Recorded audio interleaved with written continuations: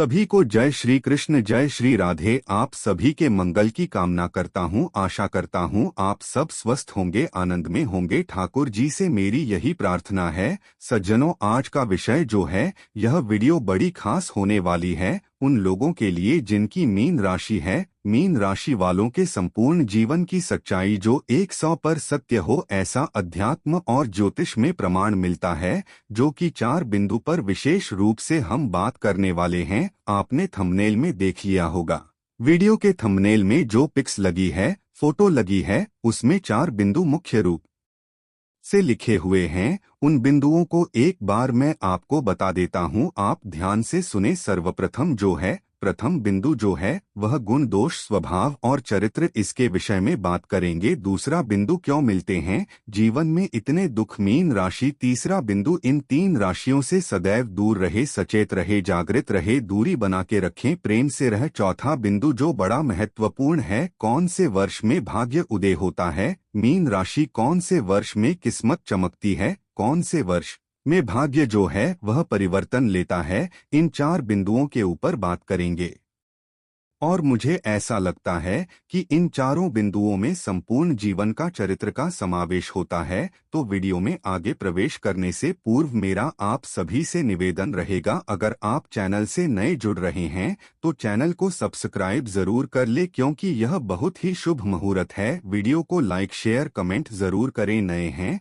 तो चैनल को सब्सक्राइब जरूर करें। पुनः एक बार निवेदन कर रहा हूं, आइए वीडियो में प्रवेश करें। सज्जनों, ज्योतिष शास्त्र और अध्या जो भी भविष्यवाणी करता है या जो भी बातें बताता है, वह अधिकांश लोगों पर एक समान घटित नहीं होती है। इस बात का जरूर ध्यान रखना। जैसे एक राशि वाले अगर 100 व्यक्ति हैं तो प्रत्येक राशि पर सारी बातें फॉलो नहीं हो सकती है। एक एक गुण या एक एक अवगुण जरूर देखने को मिलेगा, इसलिए यह प्रमाणिक बात होती है जो शास्त्रों में कही जाती है। तो सज्जनों, आइए हम वीडियो में प्रवेश करें। सबसे पहले हम गुण, चरित्र और स्वभाव के बारे में जाने क्या कहता है ज्योतिष शास्त्र। बड़े ध्यान से सुनना, बड़ा महत्वपूर्ण विषय है। सज्जनों, मीन राशि वाले जो लोग होते हैं, उनके शरीर को का जो वर्णन किया गया है वह प्राय रूप से बड़े सुंदर देखे गए हैं। अधिकांश ज्योतिष शास्त्र कहता है मीन राशि वाले लोग अधिकांश रूप से सुंदर होते हैं। उनका शरीर जो है वह सुंदर होता है, आकर्षक होता है,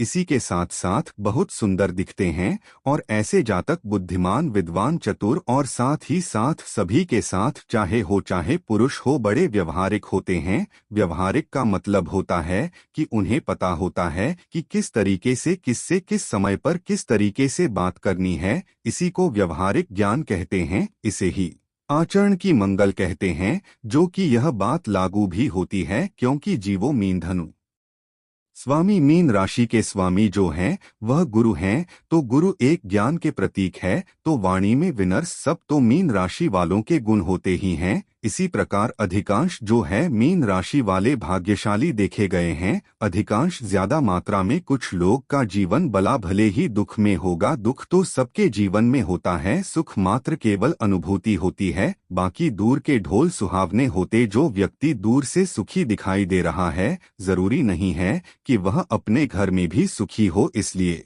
इस बात का जरूर ध्यान रखें, दूसरे के सुख को देख के अपनी तुलना ना करें। घर घर की कहानियां सबकी अलग अलग होती है। ज्यादातर चंचल भी देखे गए हैं, थोड़े से हंसमुख होते हैं, चंचल होते हैं, यशस्वी होते हैं, विनर्स धारण करने वाले होते हैं। मीन राशि वाले सुंदर वस्त्र पहनना इन्हें पसंद होता है, आभूषण धारण करना इन्हें बहुत प्रिय होता है। इसी के साथ साथ वंश की वृद्धि करने वाले होते हैं, देवताओं का पूजन करने वाले होते हैं, लेखक होते हैं। ऐसे कवि को कवि होते हैं, गीतकार होते हैं, साहित्यकार होते हैं। इनकी रुचि होती है साहित्य में भी। इसी के साथ साथ ज्योतिष शास्त्र कहता है कि इनकी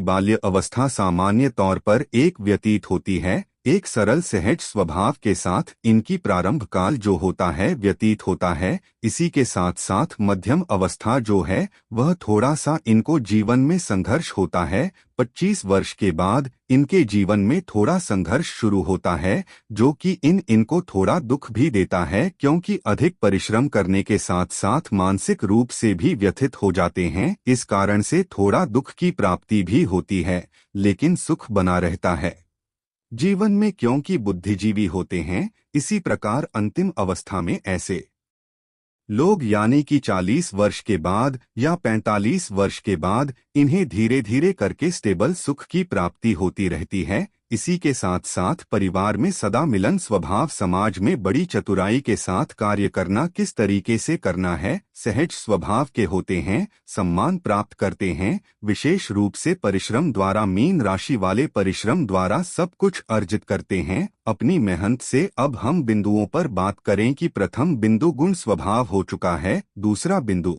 क्यों मिलते हैं जीवन में इतने दुख? तो जीवन में दुख इसलिए मिलते हैं सज्जनों क्योंकि यह जो है जीवन में संघर्ष करते हैं, इनकी महत्वाकांक्षा बहुत बड़ी होती है, अधिक सोचते हैं, ज्यादा सोचते हैं, ऊंची सोचते लंबी सोचते हैं, और जो लंबी और ऊंची सोचता है उसके जीवन में दुख तो आता ही है। जिसकी इच्छाएं बड़ी है उसको दुख की प्राप्ति निश्चित रूप से होती है। इन 3 राशियों से सदैव सचेत रहे, दूर रहे। दूर रहने का मतलब यह नहीं है कि उनसे दूर भाग जाए, क्योंकि परिवार में सारे लोग होते हैं हमारे अलग अलग राशियों के, क्या पता शत्रु राशि के बैठे हुए हैं, तो जरूरी नहीं है उनसे दूर भागना है। लेकिन आपके अंदर वाणी की मधुरता है तो आपको कोई कष्ट नहीं पहुंचेगा। अगर आप मिलनसार हैं तो आपको कोई कष्ट नहीं पहुंचेगा। वह 3 राशियां हैं वृष, तुला और कुंभ। इसी के साथ साथ बात करें तीसरे चौथे बिंदु पर, सबसे अंतिम कौन से वर्ष में इनका भाग्य उदय होता है, ज्यादातर जीवन के कौन से समय में इनके जीवन में इनको उन्नति प्राप्त होने लगती है, सम्मान प्राप्त होने लगता है,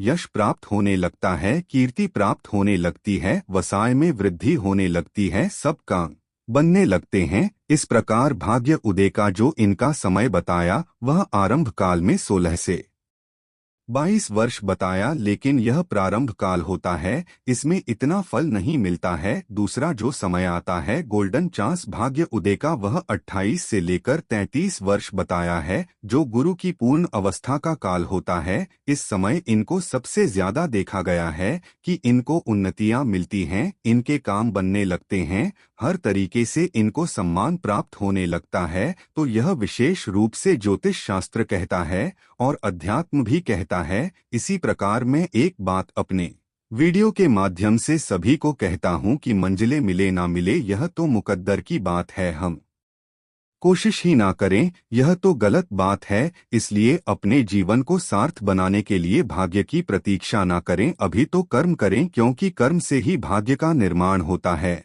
और वही भाग्य फिर प्रारब्ध के रूप में आता है, जो हमें सुख और दुख प्रदान करता है। इसलिए कोई किसी को दुख नहीं देता, कोई किसी को दुख नहीं दे, सुख नहीं देता, केवल अपने कर्मों से ही व्यक्ति सुख और दुख का भागीदार बनता है। आशा करता हूँ आपको मेरी बात समझ में आई होगी सज्जनों। अधिक जानकारी के लिए आप हमारे नंबर पर संपर्क कर सकते, प्रोफाइल में हमारा नंबर है, उसमें हमें अपने डिटेल दे सकते हैं। अगर आप कुंडली का निरीक्षण कराना चाहते हैं या कुंडली का फलादेश किसी भी विषय में आप जानना चाहते हैं तो हमारे पर आप हमें मैसेज डाल सकते हैं, अपनी डिटेल दे सकते हैं। उसके बाद हम आपके सभी विषयों को ठीक तरीके से देखेंगे, क्योंकि संपूर्ण विषयों का बोध तो कुंडली देखने के बाद ही होता है, क्योंकि ग्रहों की स्थिति अलग अलग भावों में सबके स्थानों में होती है, उसी प्रकार फलादेश किया जाता है। तो अधिक जानकारी के लिए हमारे नंबर पर संपर्क करें। मैं आचार्य राहुल, देवभूमि उत्तराखंड